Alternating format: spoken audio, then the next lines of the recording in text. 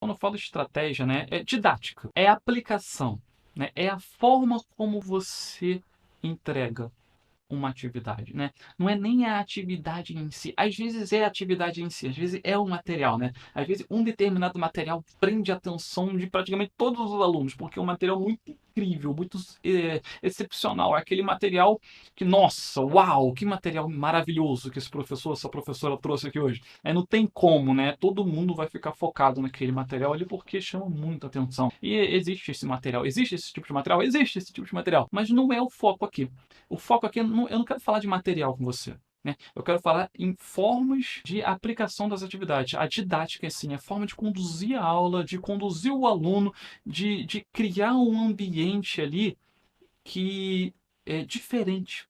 Criar um ambiente diferente, um ambiente propício para florescer essa concentração aí que a gente está buscando. Como que eu faço isso? É sobre isso que eu quero falar aqui com você nessa live. E isso é muito bacana, por quê?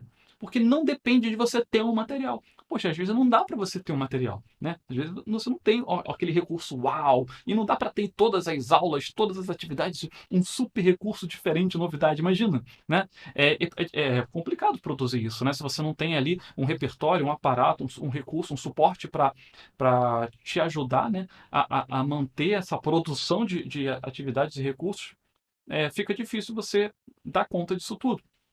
E então, é, você ter a didática adequada para alcançar essa concentração dos alunos ajuda bastante. Pequenas formas, pequenos ajustes que você faz na forma de entregar um tipo de atividade, na forma de entregar um tipo de conteúdo, causa um grande cria um grande resultado com o seu aluno, tá? Independente do diagnóstico que ele tenha, né? Algumas formas de trabalhar vão ser mais úteis para determinados alunos, outras formas de trabalhar vão ser mais úteis para outros alunos. O importante é que você tenha repertório. E quando eu falo repertório, não é repertório de materiais, tá? É repertório de estratégias, repertório de técnicas. Poxa, que tipo de técnica eu vou usar aqui agora? Que tipo de técnica eu vou usar aqui? Com esse conteúdo que eu tenho para ensinar, com esse material que eu tenho para ensinar. Eu posso usar a técnica 1, a técnica 2, a 3, a 4, a 5. Posso testar um, não deu muito certo, vou testar a segunda, vou testar a terceira. E aí, quando você tem essas possibilidades, né, esse repertório, você cria possibilidade de ampliar a concentração do seu aluno. O que é concentração? Então, concentração é a capacidade de conduzir a nossa atenção de maneira a focar em um único ponto, pensamento ou ação. Ou seja, é a condução da atenção. E atenção, nós temos 4 tipos de atenção, né, segundo a psicologia: atenção seletiva, alternada, sustentada, concentrada. Só que isso não é o foco. Aqui a gente não precisa estudar agora para causar o efeito que a gente quer causar agora. A gente não precisa entender exatamente como é que funciona cada tipo de atenção e como é que isso funciona no cérebro do nosso aluno, mas é importante a gente entender que a gente pode atrair a atenção dele. E para alguns alunos isso vai ser mais difícil, porque ele pode ter um déficit justamente na atenção, né? Que é o caso, por exemplo, do TDAH, do transtorno, né? A pessoa tem uma dificuldade específica na atenção. Então, ele não consegue focar, por exemplo, vou falar da atenção alternada aqui. Atenção alternada, ó. Pessoas com atenção alternada têm a habilidade de alternar o foco da atenção. Perceba que falo de alternar e não perder o foco.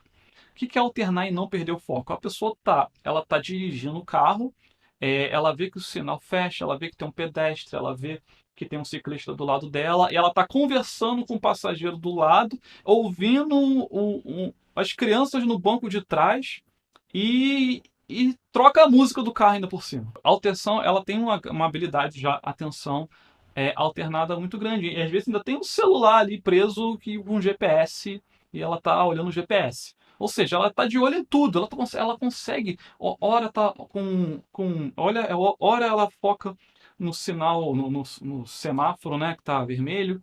e para, aí tem um ciclista, as crianças no banco de trás, aí tem um rádio, aí tem um GPS, aí passa um vendedor de paçoca, né? E aí ele consegue dar conta disso aí. Ele dá conta muito bem disso aí, né? A atenção alternada dele é muito boa. E tem a atenção seletiva, né? Uma pessoa que está num ambiente, por exemplo, tumultuado e ela consegue selecionar, não, eu quero prestar atenção nisso daqui e pode acabar o mundo em volta de mim que eu vou conseguir continuar prestando atenção nisso aqui, né? Ela escolhe, ela consegue escolher muito bem.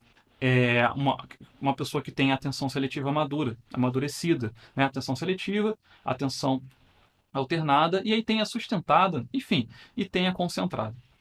E aí a sustentada, a pessoa consegue manter a atenção por mais tempo, né? Ela tem essa habilidade, eu sentei para ler um livro e eu vou ficar meia hora lendo esse livro. Eu consigo ficar meia hora lendo esse livro sem distrair meu pensamento para uma outra coisa. A pessoa vai meditar. Eu consigo ficar meditando por 10 minutos sem desviar meu pensamento, por exemplo. Né? Tá? Estou falando um exemplo. Eu não consigo fazer isso. Eu não consigo ainda, tá? Eu estou tentando. Enfim, isso aí é a atenção sustentada. E a atenção concentrada, diferente da atenção seletiva, quem tem atenção concentrada se mantém atento ao que faz. O indivíduo com atenção concentrada direciona a atenção para o artigo que lê, para o texto que escreve, que ele executa naquele momento. Enfim, gente, qual é a ideia aqui? A ideia é que a gente entender que o nosso aluno ele pode ter dificuldade específica, mas isso não pode configurar barreira para o aprendizado dele, né? Não é porque o meu aluno tem uma dificuldade, por exemplo, na atenção alternada e ele não dá conta de, de prestar atenção no grupo que ele está, no grupo e no professor ao mesmo tempo, e no quadro, e na atividade, na folha que está na frente dele, e olhar no livro. Não é porque ele não dá conta disso que isso pode configurar uma barreira para o aprendizado dele. É o ambiente que a gente cria na sala de aula que vai fazer a diferença para esse aluno aprender ou não aprender, né? É a forma como nós ensinamos e entregamos o conteúdo, é a forma como forma como nós proporcionamos, organizamos o ambiente que vai configurar sucesso ou barreira para o meu aluno. Percebe? Se o meu aluno ele tem uma grande dificuldade na área da atenção alternada, atenção seletiva, eu preciso evitar certos tipos de organização na sala de aula. Né? Esse exemplo que eu acabei de dar, por exemplo, poxa, eu vou criar uma atividade em grupo, vamos criar pequenos grupos de 3 alunos, onde eles precisam seguir uma atividade que está numa folha, consultar num livro, acompanhar as coisas que estão sendo escritas no quadro, né? E é uma competição e os outros grupos estão competindo e quem vai fazendo ponto vai anotando lá. E olha só, percebe que são vários pontos de atenção que são necessários para que a atividade seja executada. A gente cria-se uma demanda que o meu aluno pode não dar conta de atender, né? E será que é necessário realmente criar essa demanda? Será que eu posso organizar a minha aula de uma maneira diferente, que não crie essa demanda e o meu aluno consiga aprender ao mesmo tempo? Existem outras formas de conduzir isso, né? É isso que a gente precisa se perguntar.